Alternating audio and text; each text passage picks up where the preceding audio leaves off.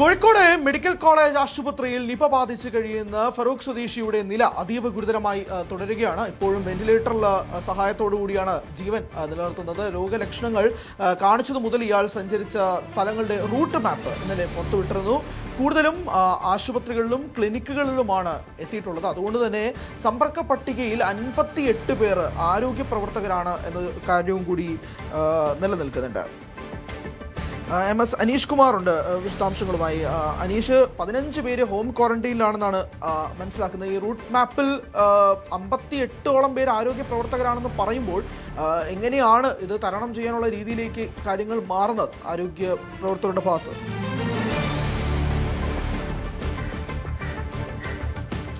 ഹരി, ഏതാണ്ട് ഒരു സുരക്ഷിതമായ രീതിയിലായിരുന്നു ഇയാളുടെ സമ്പർക്ക പട്ടിക എന്നാണ് ഇന്നലെ ജില്ലാ ഭരണകൂടം പറഞ്ഞത്. പ്രത്യേകിച്ചും ആശുപത്രികളിലാണ് കൂടുതലായും ഇദ്ദേഹം സന്ദർശനം നടത്തിയത്. അത് റെഡ് ക്രസൻറ്റ് ഹോസ്പിറ്റൽ, ഫറൂഖിലുള്ള റെഡ് ക്രസൻറ്റ് ഹോസ്പിറ്റലും മിംസ് ആശുപത്രിയിലുമാണ് ഇദ്ദേഹം കൂടുതലായി പോയിരിക്കുന്നത്. ഈ ആശുപത്രികളിൽ പോകുമ്പോൾ തന്നെ അവിടെ സുരക്ഷാ സന്നാഹങ്ങളൊക്കെ ഉപയോഗിച്ചാണ് ഈ ആരോഗ്യ പ്രവർത്തകർ ഇദ്ദേഹവുമായി ആശയവിനിമയം നടത്തിയത്. അതായത് ഡോക്ടർമാരടക്കമുള്ളവർ പനി ബാധിച്ച് എത്തിയ അല്ലെങ്കിൽ മറ്റ് ലക്ഷണങ്ങളോടുകൂടി എത്തിയ ഇദ്ദേഹത്തിനോട് കൂടുതൽ ഒരു PP കിറ്റ് പോലുള്ള അല്ലെങ്കിൽ അത്തരം ഒരു നിശ്ചിതമായ അകൽച്ച പാലിച്ച് തന്നെയാണ് ഇടപഴകിയതെന്ന വിവരങ്ങളാണ് പുറത്തു വരുന്നത്. ഏതാണ്ട് 30 മുതലുള്ള അദ്ദേഹത്തിൻ്റെ സമ്പർക്ക പട്ടിക, അതായത് എവിടെയൊക്കെ പോയി, ഏതൊക്കെ സമയത്ത് പോയി എന്നതടക്കമുള്ള വരുന്നത്. ഇതിൽ പ്രധാനമായും ഈ റെഡ് ക്രസൻറ്റ് എന്ന സ്വകാര്യ ഹോസ്പിറ്റൽ, ഈ ഫറൂഖ് ചുങ്കത്തുള്ള ആശുപത്രിയുണ്ട്. അതിനുശേഷം OP വെയിറ്റിംഗ് ഏരിയ, അവിടെ ഡോക്ടർ മുരളീധരനെ കണ്ടിരുന്നു 10 മുതൽ 10:30 വരെ. പിന്നീട് അവിടുന്ന് ലാബിൽ പോകുന്നു,